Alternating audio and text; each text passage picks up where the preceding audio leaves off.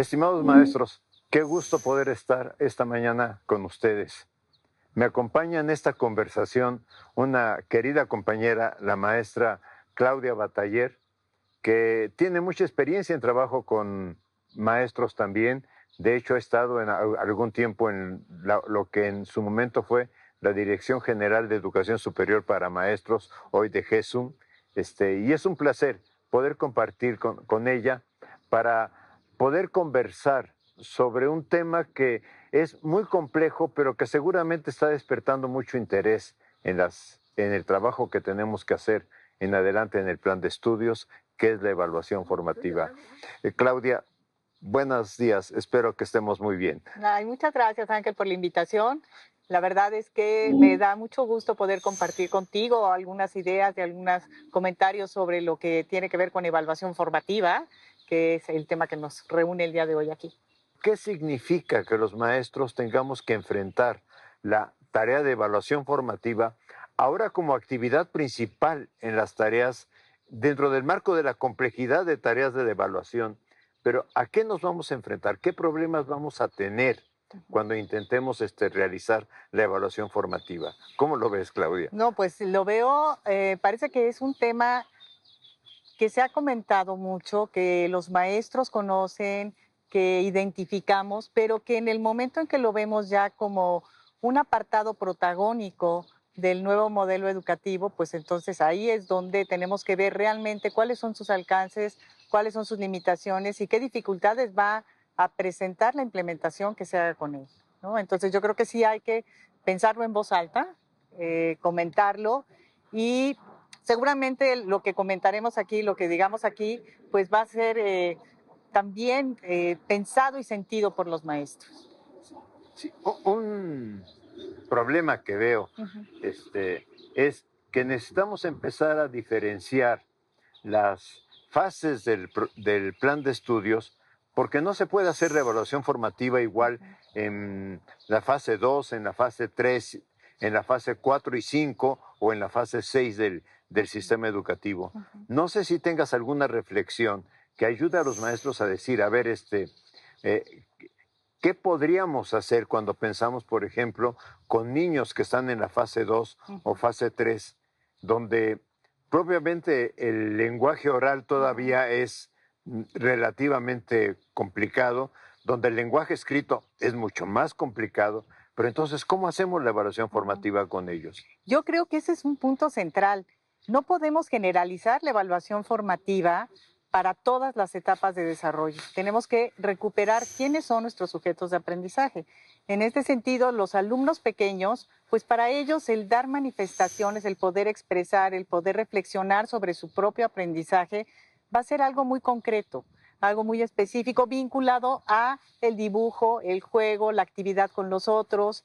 Para alumnos que ya se encuentran en una etapa 4, en una etapa 5, van a tener posibilidades de manifestaciones concretas con productos específicos también y con reflexiones grupales más ricas. Entonces yo creo que por supuesto que la etapa de desarrollo tiene que ver para ver cómo implementamos, qué tipo de productos o de actividades son las que llevamos a cabo para recuperar esa evaluación formativa. No se puede generalizar, hay que tomarlo muy en cuenta eso. Y yo pienso que algo muy importante es que los maestros tengamos en cuenta de que lo que se trata, por ejemplo, en todos los casos de diferente forma, es que el alumno reflexione sobre qué está aprendiendo, qué dificultades está teniendo en el aprendizaje, pero sobre todo, qué tiene que hacer para mejorar. Obviamente el niño de la fase 2 probablemente lo puede expresar en dibujos muy sencillos de qué me gustó, qué me gustaría hacer, qué considero, dibujo lo que yo creo que he aprendido, etcétera. Temas que con el alumno de la fase 4, 5 y 6 probablemente tengan que ser más de autorreflexión del estudiante. Y entonces aquí el problema para el docente es saber, ¿y dónde se hace esta reflexión? ¿Hay un espacio particular para esta reflexión? Y yo creo que, bueno, sí, espacios y maneras, ¿no?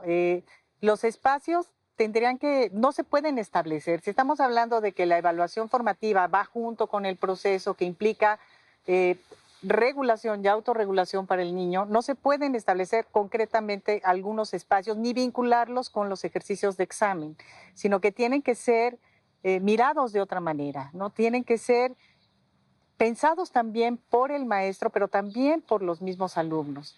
Yo creo que los alumnos pueden dar evidencias del proceso que están llevando a cabo a partir de las preguntas y buenas preguntas que se les hagan para ver cómo está haciendo el proceso, en qué van, qué se les ha dificultado, qué han resuelto con facilidad y que no lo hagan de una manera individual, sino que lo hagan también de manera colectiva. En este sentido, no solamente se trata de la reflexión del niño en un momento dado, sino de la reflexión con los otros. Y a lo mejor el mismo maestro puede ir seleccionando en qué momento es prudente hacer un alto en el camino, mirar y decir cómo vamos, hasta dónde vamos, qué es necesario mejorar, escuchando a los alumnos y también estableciendo él mismo su voz. Y eso me lleva a la necesidad de que él mismo también haga constantemente un acto de reflexión, de autorreflexión. El maestro que vea si las actividades y los recursos con los que está llevando a cabo el proceso de enseñanza-aprendizaje son los que se necesitan, qué puede mejorar, en qué momento. O sea, de alguna manera modelar con el ejemplo esa reflexión. Si el maestro aprende a reflexionar sobre su propia práctica docente, va a estar modelando a los niños el cómo se puede llevar a cabo un proceso de reflexión. Entiendo que lo que me estás diciendo, que es muy importante, es no hay, digamos, en la planeación didáctica que uno pueda decir, la evaluación formativa va a aparecer en la hora 35 Exacto. o en el minuto 35, etcétera, sino que el maestro tiene que tener mucha sensibilidad para ir viendo cómo va su grupo trabajando, en qué se está comprometiendo y también qué cosas su grupo no está pudiendo realizar. Y en función de ese, yo diría, timing pedagógico, no sé si el concepto lo podamos emplear, el maestro pueda ir diciendo, a ver, detengámonos un poquito y analicemos lo que está pasando. Pero también podría ser algo, sobre todo ya en la fase 3 en adelante y mucho más importante en la fase 5, donde el maestro utilice el examen también como un instrumento de retroalimentación. Esto es, sí, el examen, la pregunta 1 la obtuviste bien, la 2 mal, etcétera, pero ahora pensemos, ¿a qué se debió lo que nos pasó con las preguntas? Yo creo que esto que acabas de decir es algo muy importante. No debemos de satanizar los exámenes. El hablar de evaluación formativa quiere decir utilizar todos los recursos al alcance para poder acompañar el proceso de aprendizaje. Y también tenemos la obligación de formar a los alumnos en poder resolver diferentes tipos de ejercicios y de exámenes para que puedan afrontar el mundo de hoy. O sea, es importante, de acuerdo a la etapa de desarrollo, no le vas a poner a un niño de la fase 3 a que resuelva un examen estandarizado, ¿verdad? Pero a lo mejor alumnos ya de fases superiores sí deben de conocer esos instrumentos, saber cómo manejarlos, acompañarlos en que sepan responderlos. Y puede formar la retroalimentación de ese tipo de pruebas, podrían formar parte de la evaluación formativa. El cómo reflexiono contigo, qué te hizo sentir, inclusive el miedo que se le tiene al examen, se podría acompañar y podríamos formar para ir reduciendo ese tipo de actitudes y de emociones que se tienen cuando se enfrentan hacia pruebas o hacia retos que implican a lo mejor mayor formalidad, ¿no?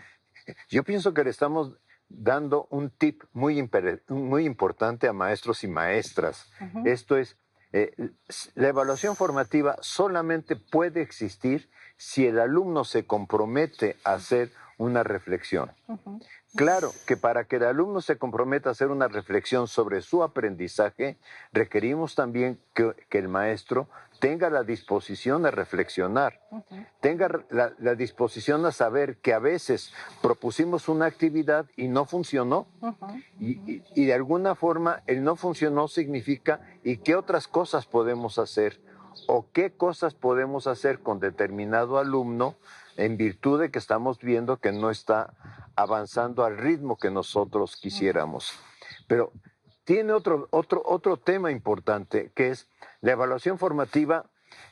Mira el proceso, no mira tanto el resultado. Exacto. Sí, eso es algo muy importante. Vide Tardif, una de las cuestiones que ha escrito relacionadas con la educación, es que deberíamos de contemplarla no como una fotografía estática, sino como un video. Y esto se refiere a lo que tú mencionas de proceso.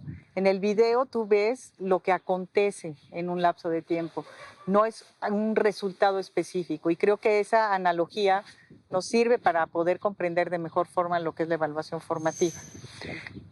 Y ahora tenemos un problema, o un problemota muy grande, porque resulta que conforme avanzó la escolaridad, el niño fue aprendiendo que lo más importante en la escuela era llegar con una buena calificación a la casa. El número.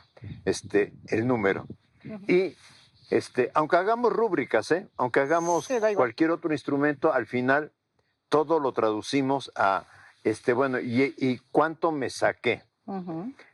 Y le enseñamos al niño desde preescolar que hay estrellitas para la frente. Y luego le vamos enseñando de alguna manera durante toda su escolaridad, tú obtienes un número y ese número te dice que es buen alumno o que eres mal alumno. Y los padres de familia y los medios de comunicación y las asociaciones civiles están esperando, parece que de la escuela que dé más números y mejores números que preocuparse por qué procesos de aprendizaje tienen sus niños. Totalmente, existe esta mentalidad numérica. Alumnos de 6 y de 7 están en peligro, ¿no? Alumnos de 8, 9 y 10, entonces pueden ser considerados como buenos alumnos. Entonces, eso es una perversión, porque acabas preocupándote por si vas a tener 8, 9 o 10, ya no por cómo estás aprendiendo o qué estás aprendiendo, sino el número. Pero no solamente es el alumno, que el alumno en el momento en que ya identifica el papel que tiene el número y la calificación, te pregunta, ¿y cuánto me saqué? ¿Y esto cuánto va a valer? Esto cuenta para la calificación. Desde chiquititos ya empiezan a entrar en esta dinámica, pero no solamente el alumno, sino también el maestro. ¿De qué manera voy a traducir en un número lo que estoy viendo en este alumno o alumna? ¿En qué momento voy a decir, lo voy a traducir en qué? ¿En un 8, en un 9 o realmente va a tener un 10? ¿O quiénes van a ser mis alumnos que tengan un 10? Esta equivalencia entre un aspecto tan formativo, tan importante y tan socializado, relacionado con números, pues cuesta mucho trabajo, ¿no? Entonces, y la sociedad también, los padres de familia es, ¿en qué momento te sacaste 9, 10? Vamos a dar recompensa, vamos al cine, vamos a tener tal premio, ¿no?